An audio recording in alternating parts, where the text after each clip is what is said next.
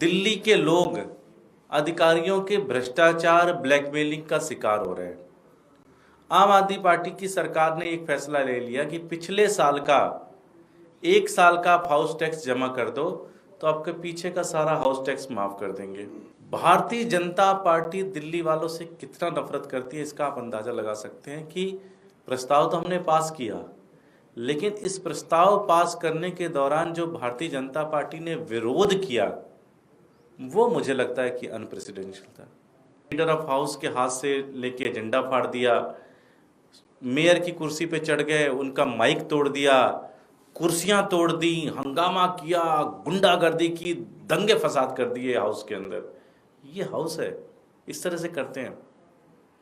दिल्ली के लोगों से जुड़े हुए कुछ फैसले लिए गए, उसमें अगर मान आप विरोध करना है, आप एक शिष्टाचारिक तरीके से विरोध करिए, लोकतांत्रिक तरीके से विरोध करिए। ये विरोध करने का कब से तरीका हो गया? जब से आम आदमी पार्टी की सरकार एमसीडी में बनी है, भारतीय जनता पार्टी ये पचा नहीं पा रही है कि कैसे आम आदमी पार्टी की सरकार एमसीडी में बन गई। पिछले 2 साल से आपने कम से कम सैकड़ों बार ये देखा है किस तरह से इन्होंने शुरू के 4 महीने मेयर नहीं बनने दिया, स्टैंडिंग कमेटी का चुनाव नहीं होने दिया, और हर हाउस के अंदर मारपीट करते हैं, लड़ाई झगड़ा करते हैं, और सारी जो एक संवैधानिक प्रक्रिया है, लोकतांत्रिक प्रक्रिया है, उसको पूरी तरह से तार-तार करते हैं। आज एमसीडी का हाउस था, इस हाउस के अंदर दिल्ली के सभी चुने हुए पार्षद इस हाउस के अंदर पार्टिसिपेट करते हैं।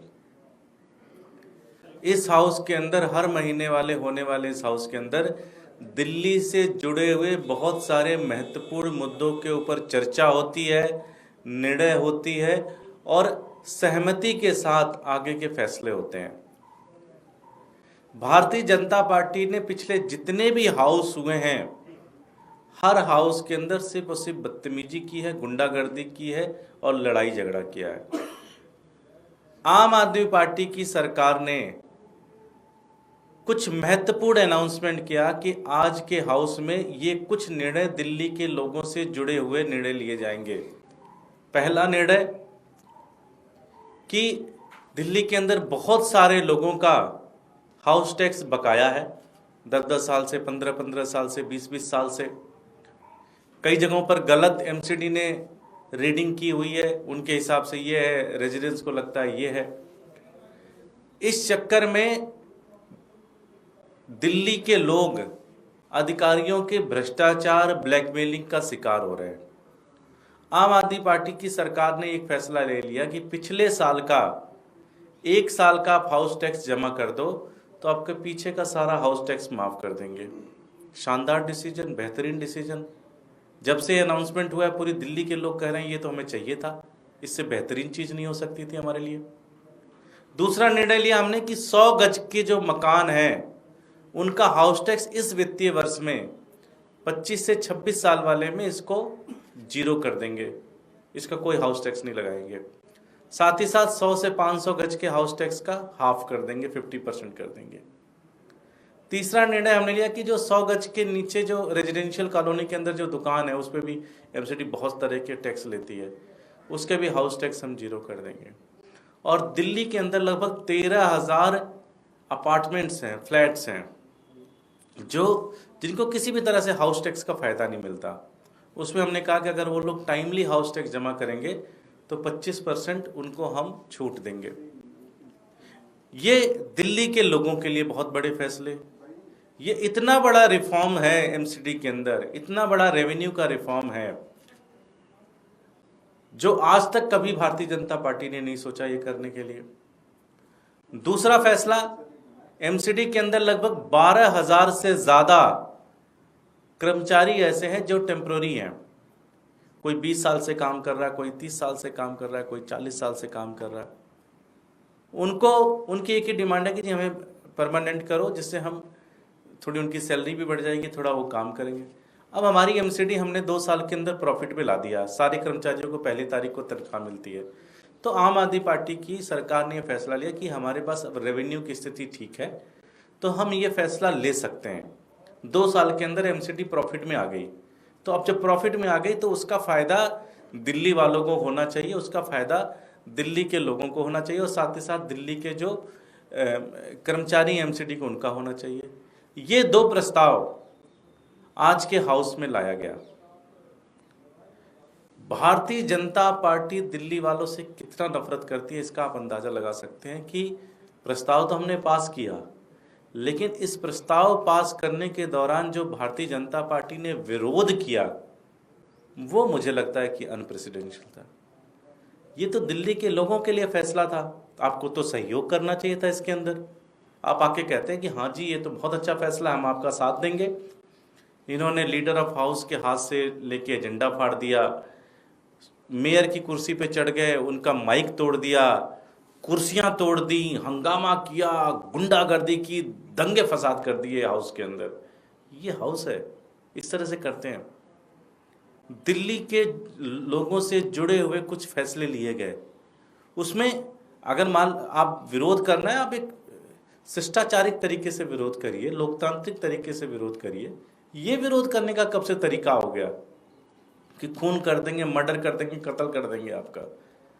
भारतीय जनता पार्टी ने आज ये तय कर दिया कि वो उनका कोई इंटरेस्ट नहीं है दिल्ली के लोगों को सेवा करने की, दिल्ली के लोगों का भला होना चाहिए।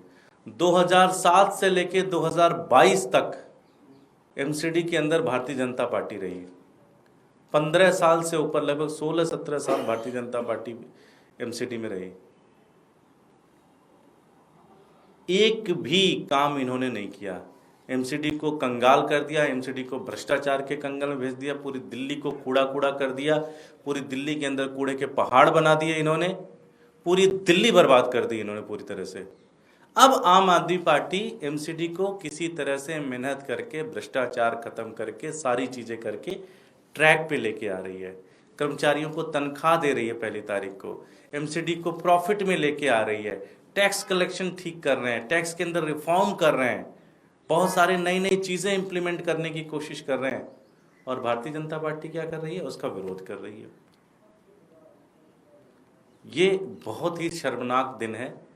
आज हर एक दिल्ली वाला इसे याद रखेगा कि जब उनसे जुड़े हुए एक मुद्दे को आज हाउस के अंदर पास किया जा रहा था, तो किस तरह से भारतीय जनता पार्टी के लोगों ने, भारतीय जनता पार्टी के नेताओं ने, भारतीय जनता पार्टी के पार्षदों ने हाउस के अंदर गुंडागर्दी की, बदतमीजी की, लड़ाई की। टोटली अनएक्सेप्टेबल है।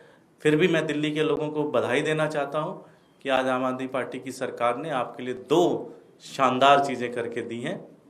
हाउस टैक्स का जो रिफॉर्म मैंने बताया, और साथ ही साथ जो दिल्ली के एमसीडी से जुड़े हुए जो कर्मचारी हैं उनको परमानेंट करने का प्रस्ताव हमने पास किया। अब धीरे धीरे इसकी जो लीगल कार्रवाई करके इसका नोटिफिकेशन जल्द होगा और जल्द ही ये इम्प्लीमेंटेशन ग्राउंड के ऊपर दिखना स्टार्ट होगा। ये भारतीय जनता पार्टी जो दोनों मुद्दे आपने बताया, इससे दिल्ली के लोगों को कोई सरोकार नहीं है, दिल्ली के लोगों से कोई लेना देना नहीं है। आज हम प्रवीण खंडेलवाल से हम पूछना चाहते हैं कि प्रवीण जी, आप ये बताइए, आपने कहा था कि मैं 100 दिन के अंदर ये काम करूंगा, उसकी रिपोर्ट कार्ड तो दिखा दो यार। 1 साल हो गया तुमको संसद बने हुए, कुछ काम तो आपसे होता नहीं। फर्जीवाड़ा करने के लिए, गुंडागर्दी करने के लिए, लड़ाई झगड़ा करने का काम प्रवीण खंडेलवाल को दे दीजिए, वो सबसे बढ़िया करते हैं। मैं प्रवीण खंडेलवाल को चैलेंज देता हूं। प्रवीण खंडेलवाल ने कहा था कि मैं सांसद बनूंगा, प्रवीण खंडेलवाल सांसद बनेंगे तो 100 दिन का एक एजेंडा उन्होंने प्रस्तुत किया था कि 100 दिनों के अंदर ये काम मैं करके दूंगा। मैं प्रवीण खंडेलवाल को कहना चाहता हूं, अगर उन कामों में से अगर किसी का एस्टिमेट भी बना हो तो वो जनता के सामने दिखाएं। मैं चैलेंज करता हूं प्रवीण खंडेलवाल को। मैं भारतीय जनता पार्टी के सारे सांसदों को चैलेंज करता हूं। आप लोगों ने दिल्ली के लोकसभा चुनाव से पहले ये कहा था कि 100 दिन के अंदर हम ये काम करेंगे। 1 साल हो गया आपको सांसद बने हुए, उन कामों पे अगर आपने एस्टिमेट भी बनवाया हो तो दिखा दो आप हमारे को। झूठ बोलना है बस, दिन भर बैठ के झूठ बोलने का काम करना है इनको बस बैठ के। लड़ाई झगड़ा करना है, मारपीट करना है, इसके अलावा इनको कुछ नहीं आता। भ्रष्टाचारी हैं एक नंबर के सारे। नेशनल दस्तक की आपसे गुजारिश है कि अगर इसको बचाना चाहते हैं तो नेशनल दस्तक को सब्सक्राइब करने के लिए रेड कलर के सब्सक्राइब बटन को दबाएं, फिर बेल आइकन की घंटी दबाएं। नेशनल दस्तक को बचाने के लिए बहुत जरूरी है कि हर खबर को शेयर करें, लाइक करें, कमेंट जरूर करें।